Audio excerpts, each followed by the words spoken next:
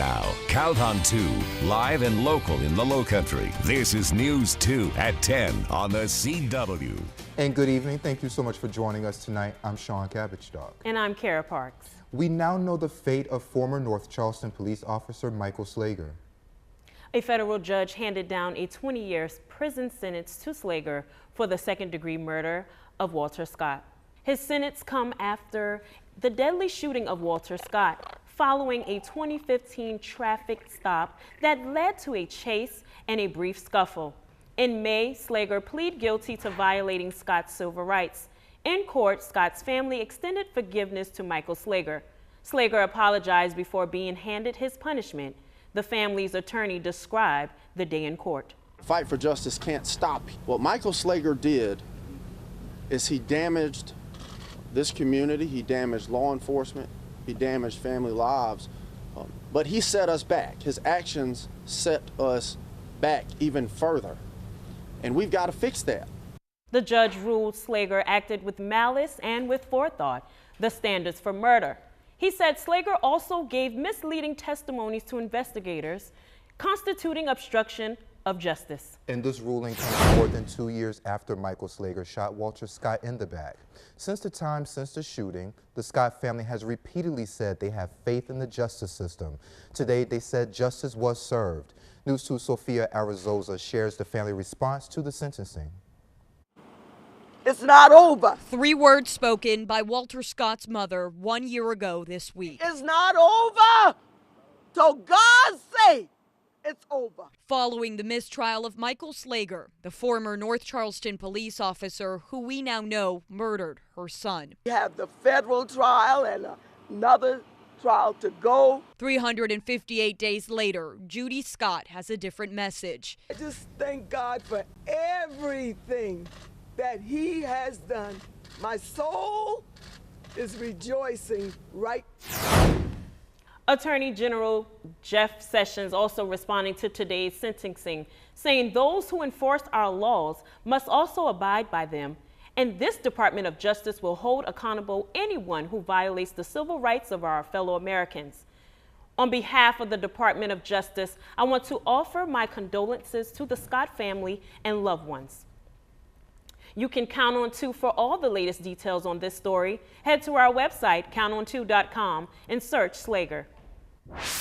The man who admitted to stealing hundreds of thousands of dollars from Berkeley Independent School District will face federal charges. Former BCSD Chief Financial Officer Brentley Thomas faces several felonies, including embezzlement. Back in February, Thomas admitted to diverting nearly $400,000 of district money into personal accounts. A grand jury issued 15 more indictments against him. The first was issued October 17th. Another separate indictment was issued November 15th. After being unsealed yesterday, the school district issued a statement that said, in part, records indicate that Thomas was indicted for embezzling funds from our children since at least September 11, 2001, while all eyes were focused on the atrocities in New York. The total amount authorities said was embezzled is more than $450,000. A local high school was put on code red lockdown this afternoon after a suspicious person was spotted on campus. Mount Pleasant police tell us a parent saw a Snapchat video of someone possibly flashing gang signs at the school. The parent told a school resource officer the person was armed and was possibly on the campus to harm her son. The school was placed on lockdown while police searched, and worried parents flocked to the school to check on their kids. Son was in there. He didn't even know what was going on until I texted him and asked him if he was okay. And he asked me, "What are you talking about?" So I had to explain to him what was going on. So here I'm heading into the school to see about my child. Investigators found the person of interest in downtown Charleston near MUSC. This incident is still under investigation. And lawmakers in South Carolina are working to prevent mass shootings in the state. City council members voted unanimously earlier this week on a proposal that could ban bump stocks.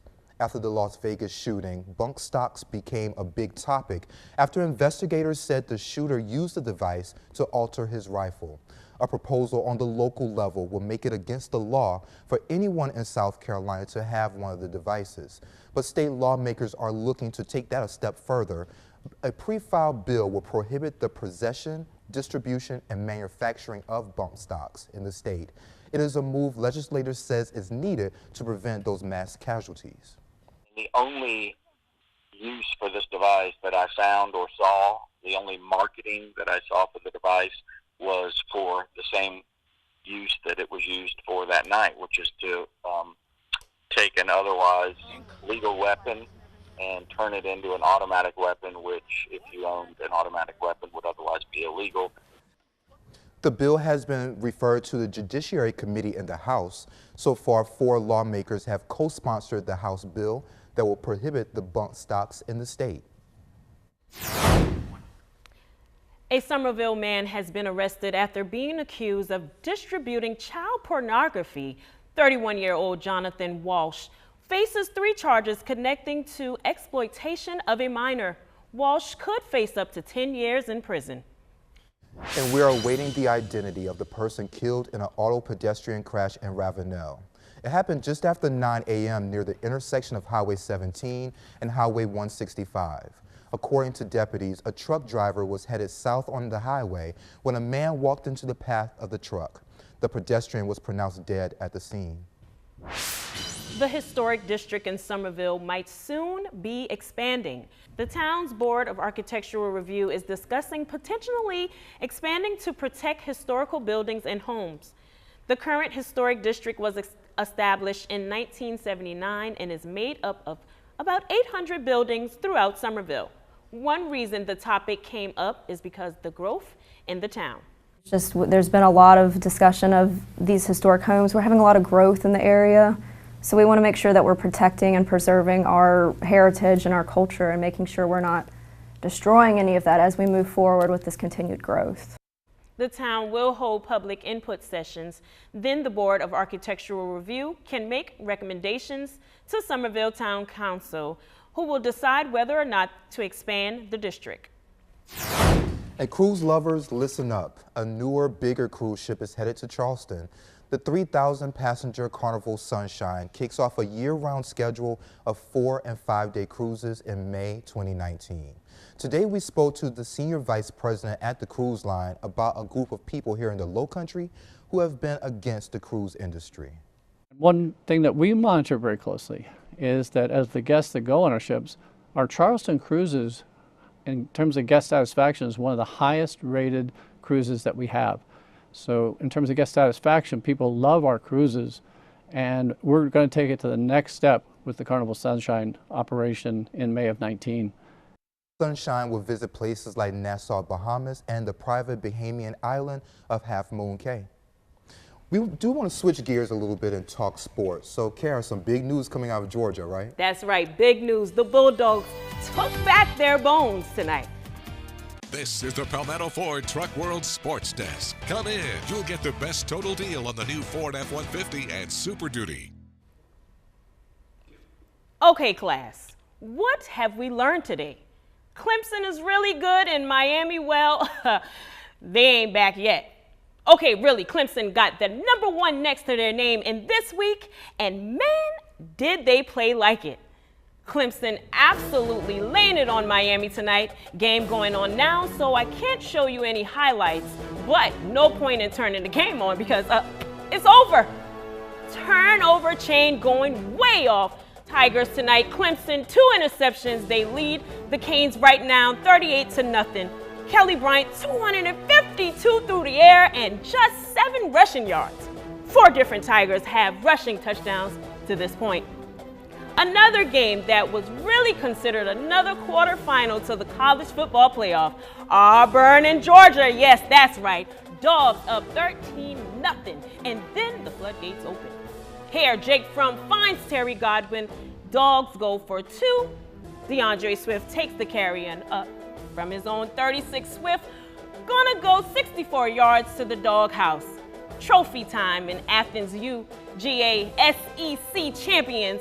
Gamecocks hosting UMass today and maybe had their hands a little more full than they expected. A tight one late in the second half. Justin Minaya and Hassani Grivet combined for 31 points. Felipe Hassi had 10 rebounds, and the big man helped be the difference late in the game at the rim. All right, Kara, thank you so much for sports. And that's all the time we have for you tonight. The news continues online at channel2.com. We'll see you back here in about 30 minutes on our NBC channel. Good night, everyone.